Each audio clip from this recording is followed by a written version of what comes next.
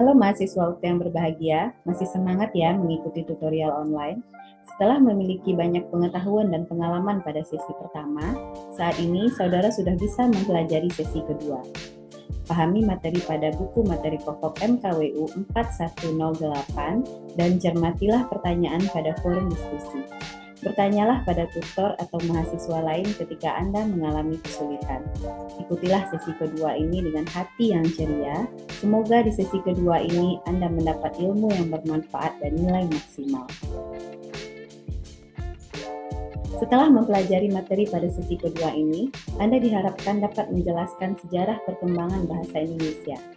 Secara khusus, Anda diharapkan dapat menjelaskan kronologis perkembangan bahasa Indonesia dan juga dapat menjelaskan kedudukan dan fungsi bahasa Indonesia. Pada sesi kedua ini, Anda dikenalkan dengan sejarah perkembangan bahasa Indonesia yang dapat dipelajari melalui kegiatan belajar. Kegiatan belajar yang pertama, Anda diajak untuk mengetahui kronologis perkembangan bahasa Indonesia.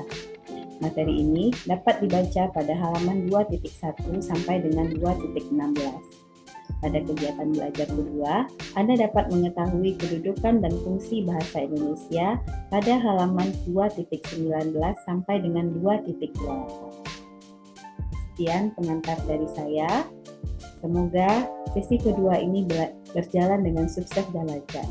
Selamat belajar dan semangat selalu.